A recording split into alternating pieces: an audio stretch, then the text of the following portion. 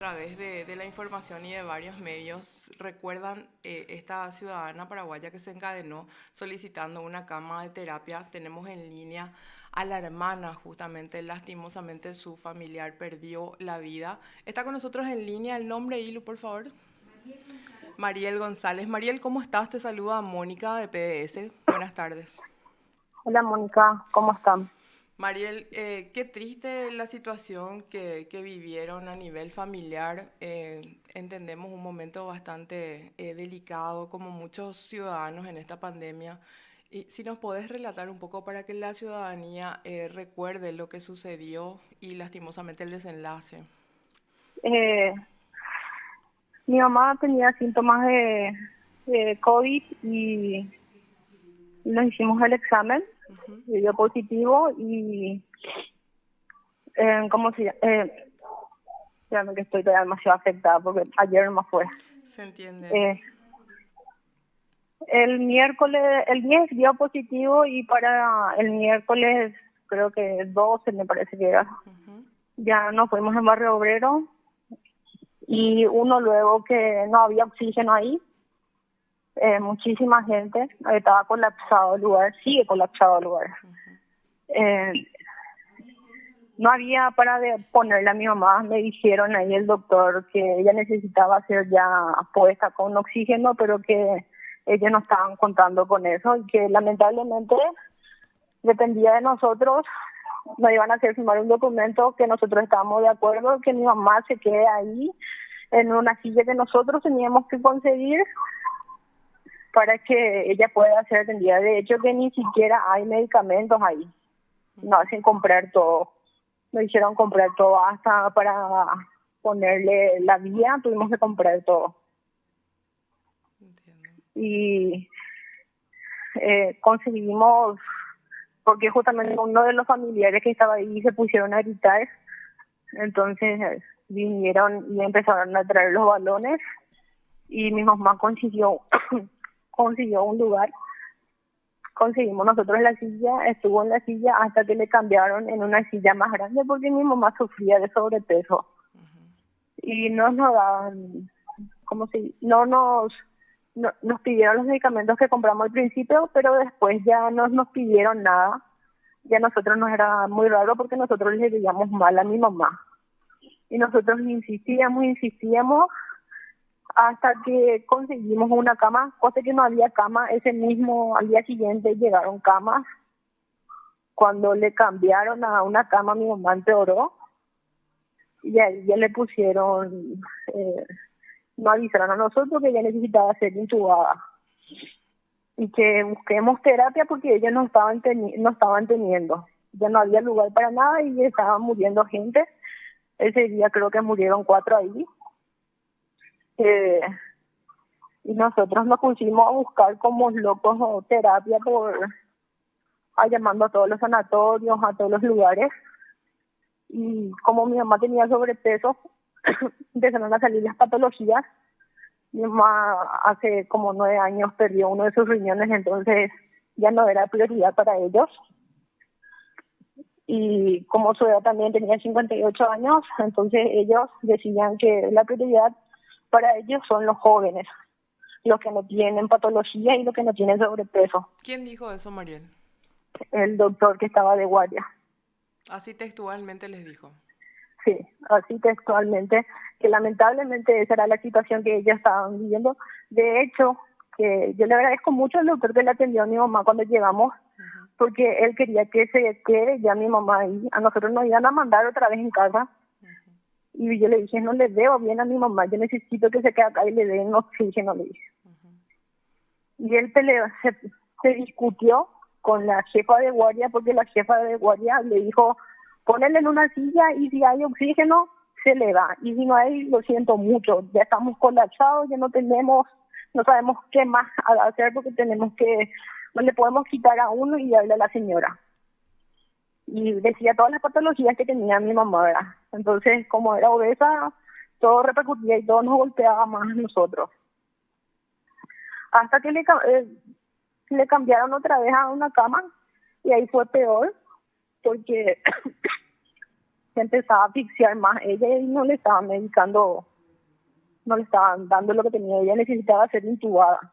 Siempre, Mariela, hablamos que estas camas no fueron las de terapia, obviamente son las de sala normal, por llamarlas de alguna ¿Sabes? manera, ¿verdad? La de urgencia. Ujú. Son las de urgencia. Sí, Son camas que hace justamente el jueves llevaron todo. Ni el ULE todavía no le sacaron. ya. Y mi mamá empeoró cuando le mudaron a una cama. Eh, y nos dijeron que la única forma de seguir ayudándole a mi mamá era ponerle una cánula, que es pasarle el oxígeno caliente. Y a ella le empezaron a pasar oxígeno caliente y el oxígeno normal, el que es el frío, vamos a decirle. Ellos nos explicaron con sus términos técnicos que nosotros nos quedamos todos, como se dice, no sabíamos qué hacer, desesperados. Claro. Nosotros conseguimos una terapia para ella y nosotros le avisamos al doctor, y como hay el sistema este que SEME es el que destina, que tiene que avisar qué terapia está disponible para los pacientes, Sí. nosotros avisamos eso, nosotros sacamos la conclusión porque ellos nunca nos dijeron nada, no nos confirmaron nada, porque ellos siempre se escapaban de nosotros. Ujú. Y ellos avisaron a SEME que había una terapia y le trasladaron a una persona que tenía 28 años de edad. La terapia que nosotros conseguimos para mi mamá le dieron a uno que tenía 28 años. ¿Por qué? Porque mi mamá no estaba para el comité de terapia. Ellos deciden quiénes son los que tienen más posibilidad de vivir y ellos dicen que los jóvenes son los que están en esa lista. Y nos ataron de todos lados, nosotros nos desesperamos porque tenías que el doctor que estaba de guardia tenía que informar que mi mamá necesitaba terapia cada 12 horas, los cambios de los doctores. Sí. Eso me decían la gente de SEME. Ujú. Yo trataba de mover porque yo fui bombero voluntario, entonces trataba de contactarme con la gente que conocía en SEME. Y eso me decían a mí, que mi médico tratante no hacía nada por mi mamá y nos golpeaba demasiado porque nos dimos cuenta de que ellos dejaron de pelear por mi mamá, ¿verdad? Y es muy injusto, mi mamá es muy joven, tenía 58 años, tenía muchísimo todavía por vivir.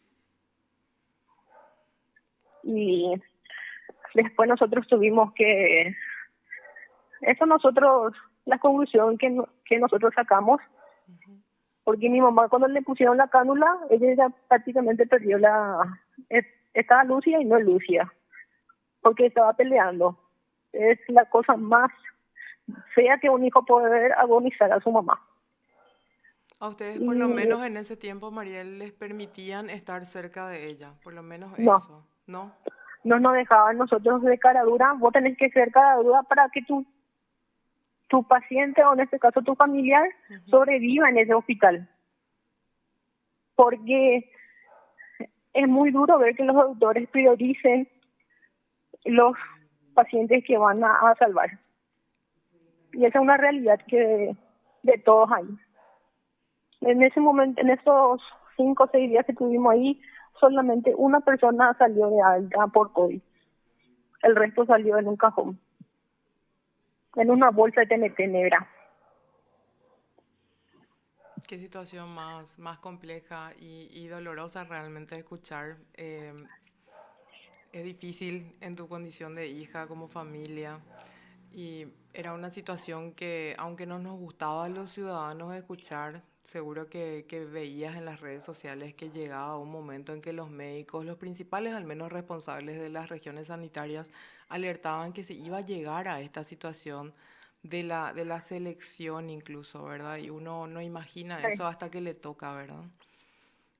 Sí, nosotros hoy otra vez fuimos testigos de eso porque, digo, gracias a Dios mi tía no fue intubada, que es la hermana de mi mamá. Y las dos estuvieron en la misma pieza. ¿Qué edad tiene tu tía? Eh, Creo que tiene 40 y algo nomás. Ujú. Muy No, no sé joven. bien la edad de ella, pero es más joven que mi mamá. ¿Y alguna patología de base? No, ella no, ella tiene un poco de sobrepeso, pero no, Ujú, pero otra patología no, sus hijos no me contaron nada, solamente me avisaron que ella fue intubada hoy. ya.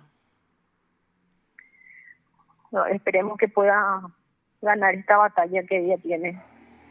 Y con lo respecto a mi mamá, te sigo comentando Sí. que en los 2 últimos días vimos que los enfermeros hacían lo posible. Esto no, nosotros no podemos comprobar, pero sí nos dimos cuenta de que como mi mamá tenía sobrepeso y demás cosas, ellos hacían todo lo posible para que la cánula, por ejemplo, es una cosa que se queda en la nariz y no se mueve, y mi mamá casi inconsciente no va a sacar. Ujú, Y nosotros encontramos su cánula fuera de su nariz, y el saturómetro que nosotros le pusimos para medir su saturación, para estar pendiente de cuánto bajaba, eh, estaba apagado.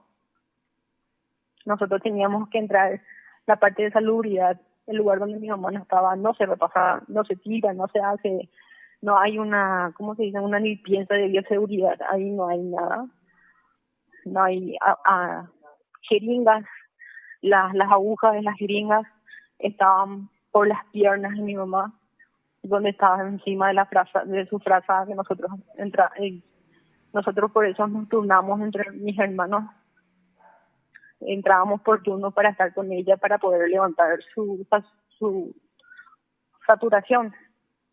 Nosotros le hacíamos masajes para que ella pueda seguir luchando, hasta que ya no nos dejaron más entrar. Y no, ¿cómo se dice? Nosotros nos dimos cuenta que ellos ya se dieron, que estaban esperando que ella fallezca nomás ya. Entonces, eh, nos dijeron, creo que era la enfermera, le dijo a mi hermana, la enfermera, ¿sabes qué? Entra, mirale a tu mamá, vele, despedite ya de ella, llamarles a tu hermano que se despida nomás ya bien de tu mamá. No puede ser así de esa humanidad. Yo sé que tienen vocación y demás cosas, que realmente hay que tener vocación para poder soportar todo lo que es este sistema lamentable de salud. ujú. Y esta es nuestra historia, pero hay historias peores. Hay. ¿Cuál es tu percepción, Mariel, con esta triste historia y lamentable historia que les tocó vivir como familia? Que no hay la cantidad necesaria de personales que puedan dar abasto, aparte de lo que recalcás y sabemos todos que enfrentamos esta pandemia con un sistema de salud precario, faltante de todo. Sí, había 2 enfermeras en urgencias que tenían que atender más de 40 pacientes. Ujú, ok. En una piecita que no tenía ni 5 metros de largor, habían 4 personas siendo medicadas Ujú, y con oxígeno en ese lugar donde estaba mi mamá. sí. No había espacio. Realmente lastima mucho, y comprendes ahora de todo lo que robaron este gobierno. Te da pena porque muchísimas familias ya pasaron por esto, algunos peores que otros, pero nosotros lo vimos en carne propia porque 2 doctores para esa cantidad de pacientes en urgencias que estaban vamos a decirle eso, colapsados ellos mismos, y mintiendo, pero no tampoco, ¿verdad? Ujú. No, no es la culpa de ellos, la culpa de ellos es que tenemos un gobierno corrupto que se pasó robando durante toda la pandemia, y ahora tenemos esta cantidad de muertos, no estamos preparados para nada. Y va a seguir muriendo la gente. Qué triste, y más todavía nuestra situación actual que ni siquiera tenemos esperanzas de tener una cantidad importante de vacunas como para poder decir, bueno, le vamos a hacer frente ciertamente a esto, ¿verdad, Mariel? Sí, lamentablemente sí. Y ahora ya no. lo único que queda es cuidarnos entre nosotros mismos otra vez. El que tiene posibilidad va a salir del país para vacunarse. Así mismo. Mariel, yo te agradezco mucho la entereza, la fuerza. Realmente uno no se explica. No hay ninguna palabra justa que yo te pueda dar para este momento tan triste que están viviendo. No hay reemplazo para una madre. Hace poco se celebraba su día. Y Sí, solamente desearles mucha fortaleza con esto que les tocó vivir y que es uno de los tantos casos, como vos mencionaste, que suceden en esta pandemia y es muy triste y que ojalá de aquí en adelante este sistema de salud algún día sea el que nos merecemos realmente como ciudadanía y como país. Te agradezco mucho tu tiempo y te envío toda la fortaleza posible para vos y tu familia. gracias por el espacio. Lo escuchaste aquí en PDS. Es muy